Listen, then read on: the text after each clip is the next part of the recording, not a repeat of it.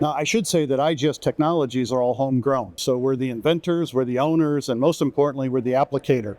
So you're talking to the people that know where to put it and how to apply it.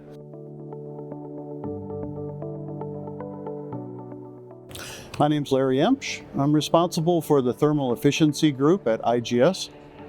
I was thinking about a major project we got involved with in the Americas. It's an oil and gas site. And in their situation, they have an ongoing program for auditing their furnaces and fired heaters that are candidates for the next turnaround. And so they're always looking to project bottlenecks and how to help themselves. So they called us in, and we had our thermal efficiency group, those folks that do the auditing. They came into that facility and in conjunction with the site, took a look at the key heaters. So one of the heaters is a catalytic reformer. Now they happen to have two of them on site. This is the larger of the two. This unit is primarily set up for gasoline reformate to blend gasoline, but there's also a component of that that's dedicated to paraxylene, so that octane is also critical for them. So they have both gasoline production limitations they have to address and octane concerns. So our business model is to go into the facility, we'll take infrared images, look at that data on a typical manufacturing day, look at that snapshot of how they operate on a typical day, and then go back in time and look at the design specs. And so between those two, there's a gap, and that's their efficiency loss. That's where they can get a win.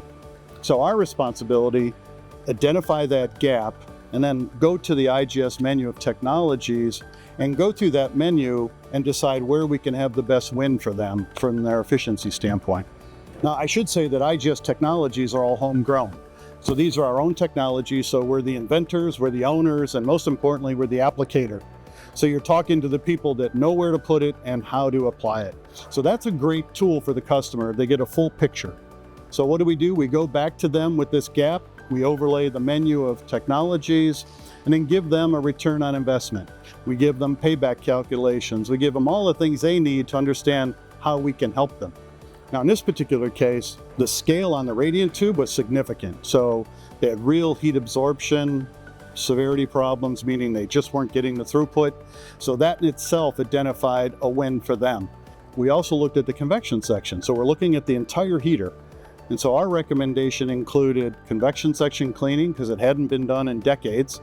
Now there's a big win for them there from a process standpoint. The second win is we have thin film ceramic coating for the radiant tubes, which is a great replacement for the scale, which is clearly cutting their production.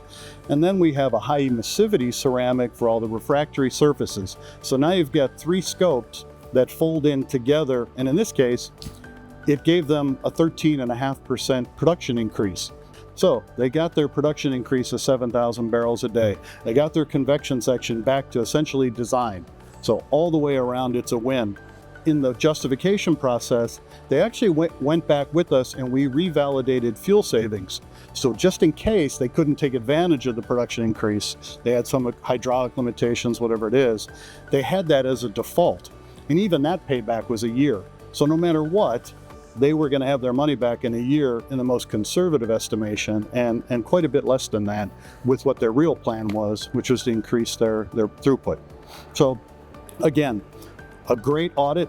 They had options, overlaid our technology, went back afterwards, improved it, and now they've got flexibility in that unit for the next decade, certainly the next 2 turnaround cycles. So that's a good example of how you put IGS into your facility and get a win.